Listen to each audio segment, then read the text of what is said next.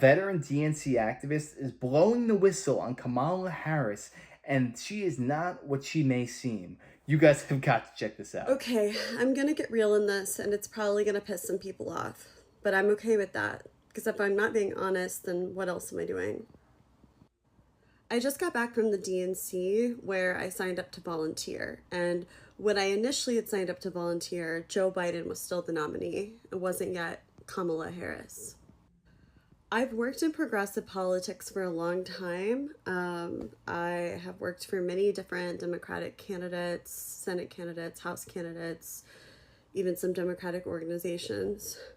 And as the years have gone by, I found myself getting more and more disillusioned with the Democratic Party, although until now I've never said that out loud or anywhere public.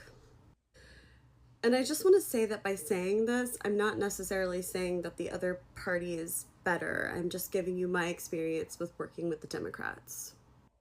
Throughout my career, I've mostly done campaign fundraising, so I've seen it the way that it works behind the scenes. And I know that candidates spend 8, 9, 10 hours a day just calling donors and begging rich people for money.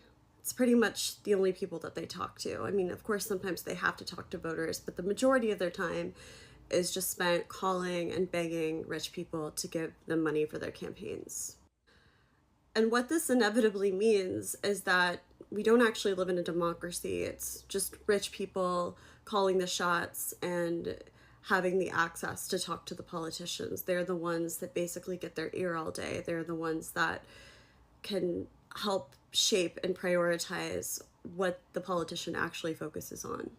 She's dead on, and this has been happening in politics for decades upon decades. Donors and special interest groups will donate to a campaign, and that means they get a foot into the doorstep. They get a say into what happens and what this president is capable of doing. All these past presidents you thought were free and sovereign to make up their own minds, they were pigeonholed and they had to do whatever they were told. That was until 2016 when Donald Trump decided to self-fund his campaign and he would refuse money from all of these big donors because he knew what happened behind the scenes because he was one of the ones donating in the past.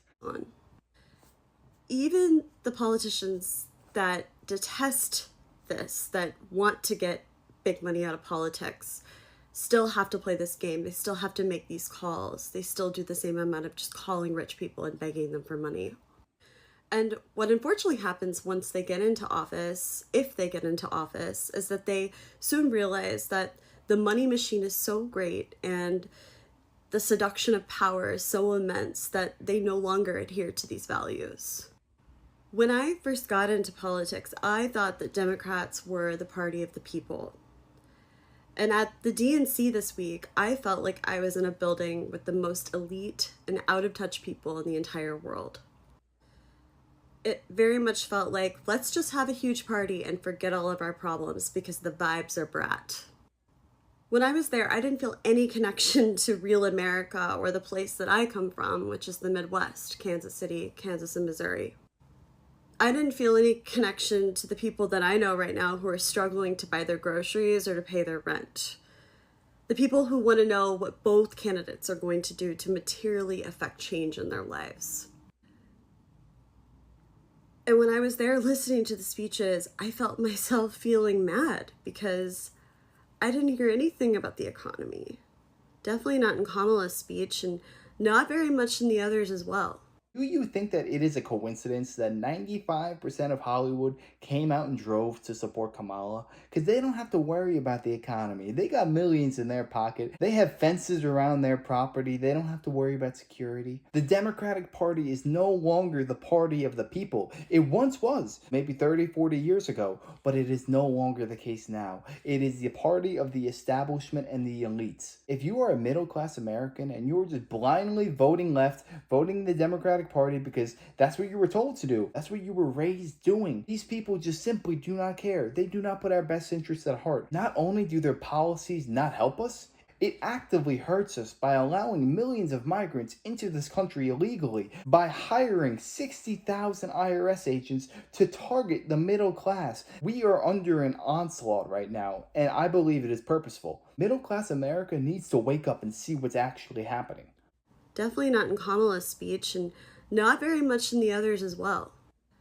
Instead, I heard generic platitudes, things like joy and respect and integrity, and what does that even mean? Let's make the military the most lethal in the world? I thought I was part of the anti-war party. I thought I was part of the party that fought for the underdog, that championed working people. When and how did we just become the party of academia and affluence? Because that's what we are right now. How can we ever say that we're going to fight corporate power or give a voice back to those communities that have been left behind when above the delegates on the floor in levels and levels and rings of suites with donors and corporations that we're literally looking down on the people below from above? That's what Chris Cuomo said, and he's absolutely right. You know, I went to the DNC this year hoping that I would feel reconnected to the Democratic Party, that I would have more of a sense of understanding of Kamala and her candidacy and what she stood for. But instead, I ended up leaving and feeling the opposite, more disconnected and alone than ever. And I don't think I can support Kamala Harris for president. I don't even know if I can call myself a Democrat anymore. I don't know who I'm going to be supporting, but I know it's not her, and for once, I'm not afraid to say it. A fantastic testimony to what's happening in the Democratic Party today in 2024. Because whether you like it or not, the Democratic Party today is not what the Democratic Party was for your parents and grandparents, the John F. Kennedy Democrats. They are long gone. They have become so radical that it's almost like they fight against everything they once held so dear. This is coming from a lifelong Democrat, somebody who has supported them her entire life.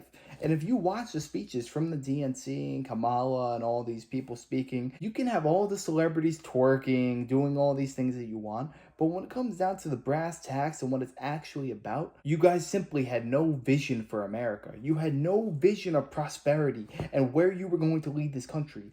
Everything was an attack on Donald J. Trump. Donald Trump doesn't really talk about Kamala in his speeches. He talks about uniting America, bringing back prosperity, keeping our country safe. That is what you want in a leader. For goodness sake, the man survived 2 assassination attempts. The people who run this world are the people who are donating to Kamala Harris's campaign because Donald Trump is such an existential threat to everything they hold dear. So if we have lifelong Democrats turning their back on that party and realizing that they have been deceived, then this election might be a lot less close than you think it will be. But I'll tell you what, we need everybody to come out regardless, because the risks of a Kamala Harris and democratically run presidency are just too costly for America. We cannot afford 4 more years of this. All I ask is that if you have been a lifelong Democrat and you see this and you're still not supporting Donald Trump, please put personality aside and only look at this on who benefits your life more. And if you come to the conclusion it's Kamala,